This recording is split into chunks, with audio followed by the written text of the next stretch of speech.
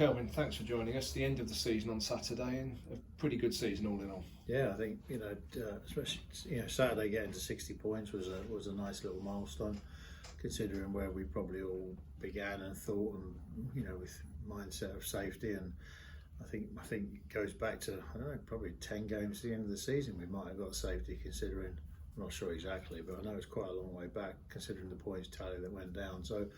It's overall with some of the other stuff that went on as well during the season and what we dealt with, and then the progress we made off the pitch as well. I think overall you could call this a decent season. Yeah, and a season that brought with it a number of highs. I'm sure fans will have their own memories, but off the top of my head, the wins over Peterborough, the late win over Oxford, beating Derby, some real special memories made through the course of the last 9 months. Yeah, I think that's been the overriding sort of comments that have come to me, was sort of the games that people have enjoyed, and people just seem to have enjoyed following this team.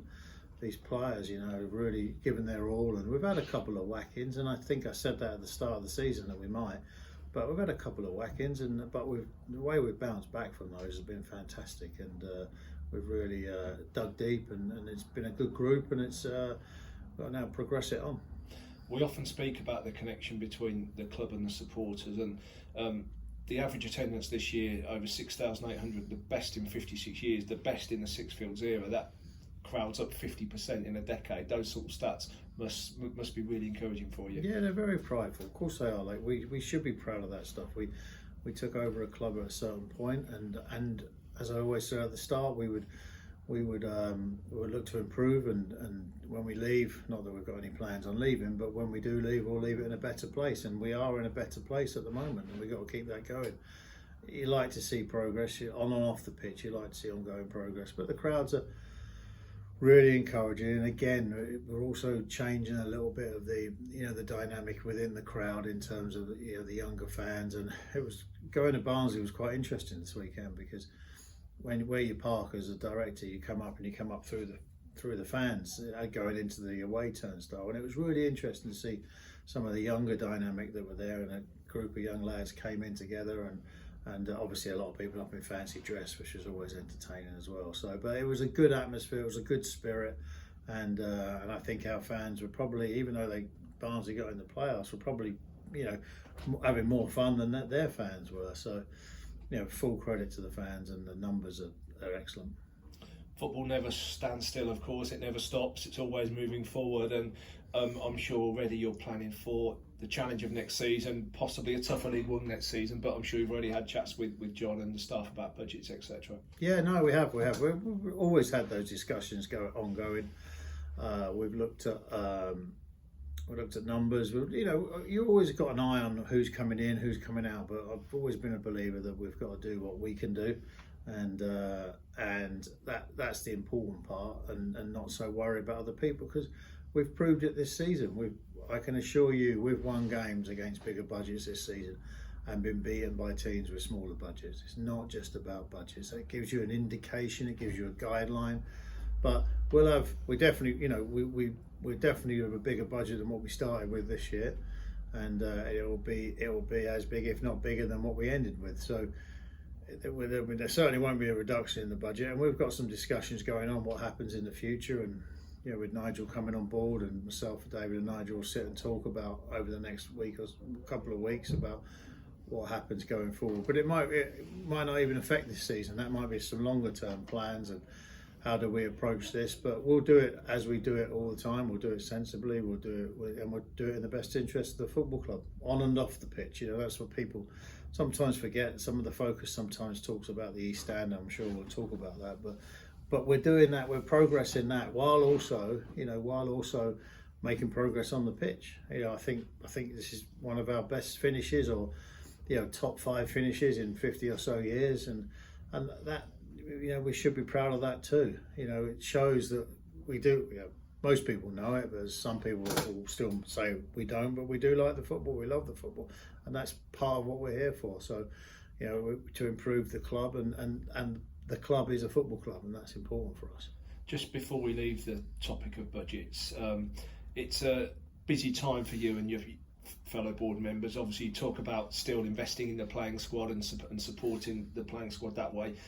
obviously there's a lot going on as well. There's money being spent to finish the East Stand and money spent on securing the land. So an awful lot going on at a busy time for you as directors. Yeah, but that's part of the responsibility, isn't it? It's part of what we have to do, and we have to make sure there's money available for all aspects of the club.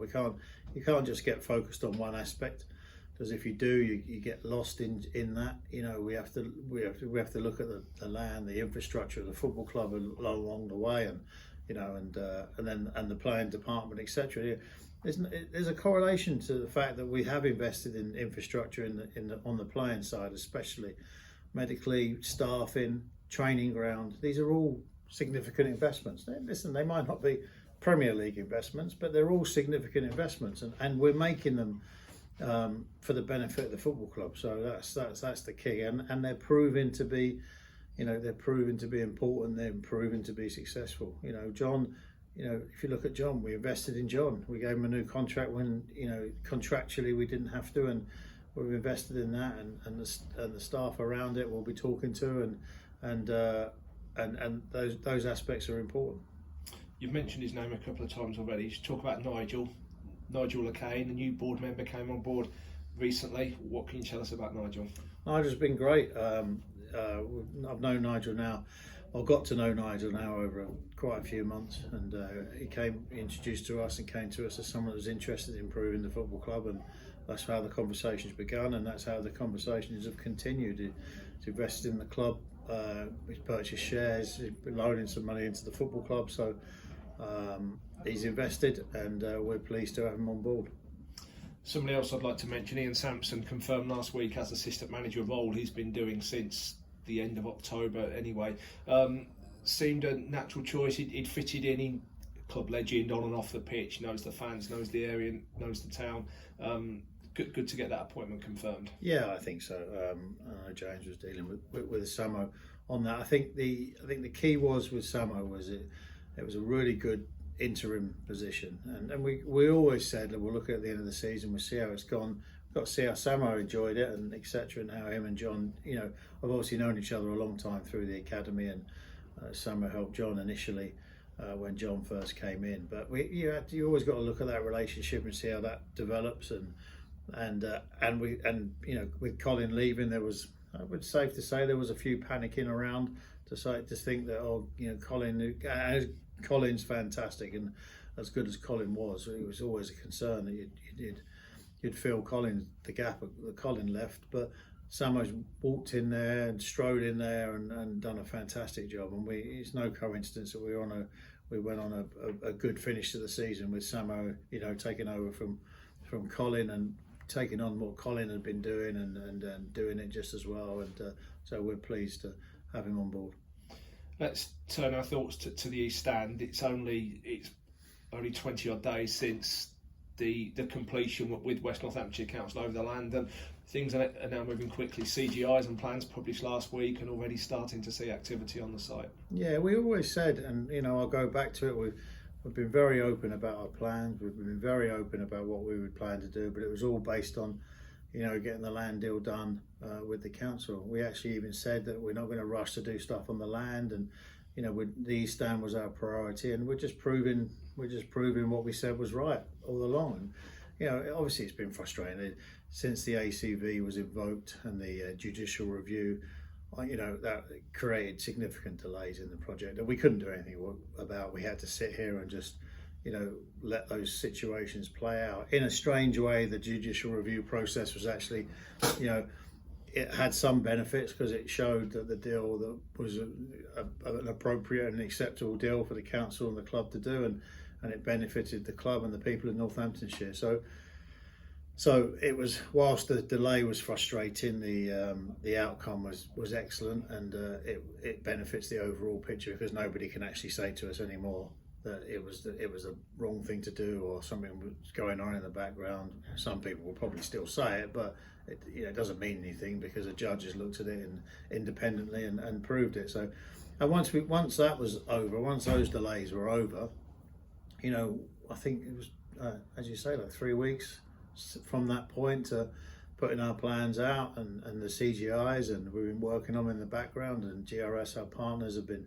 working on those plans, and it's a tremendous amount of work that goes behind it, and we all invested some money to do that.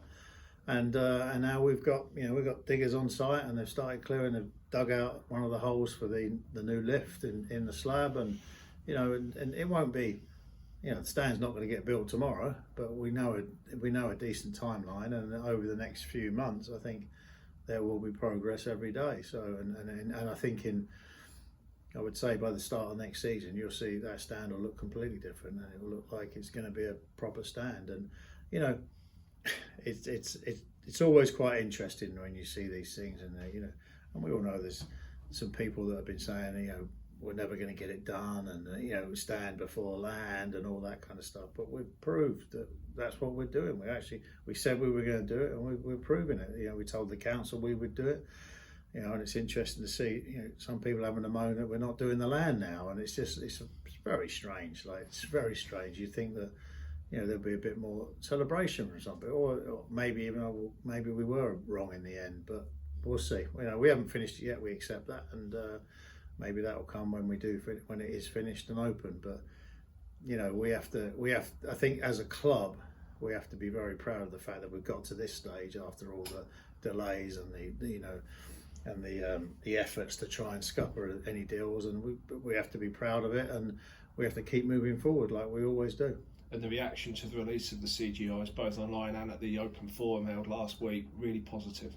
Yeah, I think so. There was some questions around. I think there's some questions around. Oh, could we have knocked it down? And I think we answered those because we went through it. We go, we don't just make.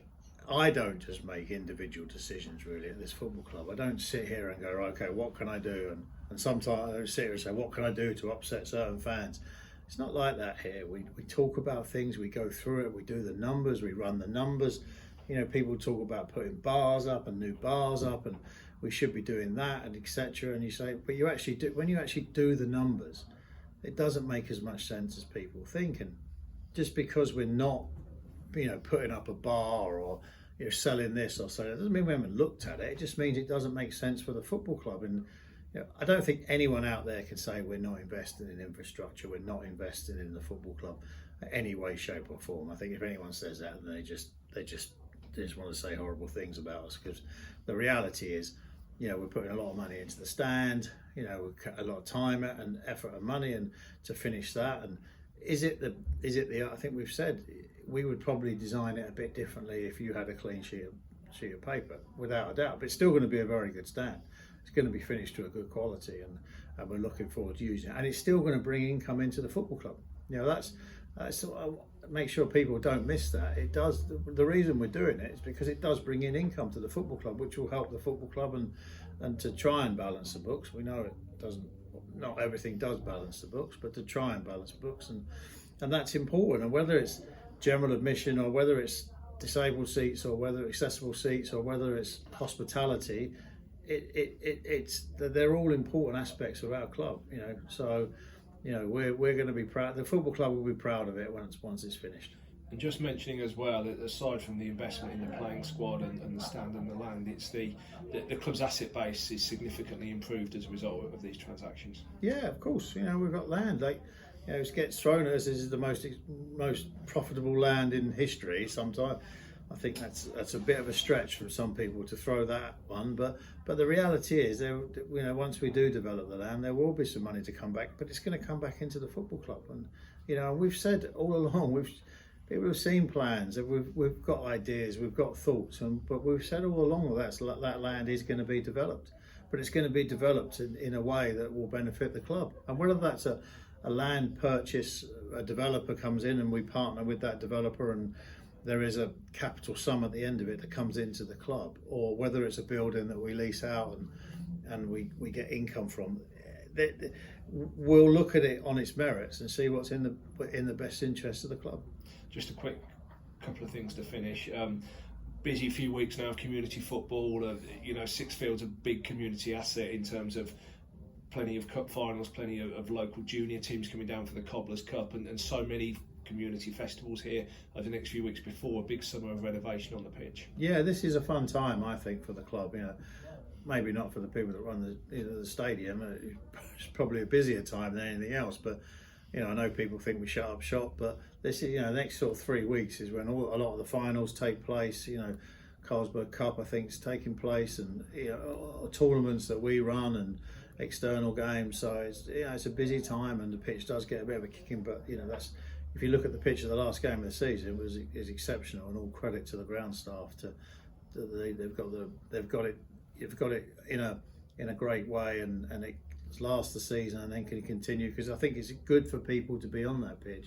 And I don't know if people realise the amount of people that actually do go on the pitch from now until the renovation time. It's quite an impressive number. So a really busy and exciting summer. The club goes into it in a good place, and an exciting few months ahead. Yeah, I think so. It's going to be a challenge. We've got, the biggest challenge for us this summer is to bring a few players in, and we all know that. We're all facing that, and I think there's a nervous excitement around it as well, because you never know. It's like any time in football, you never know. But 60 points, 14th place finish in League One, when everyone said we were going to get relegated by Christmas, it's a better place to be than being relegated by Christmas. So, we're in a good place, and we've got to now try and take it further.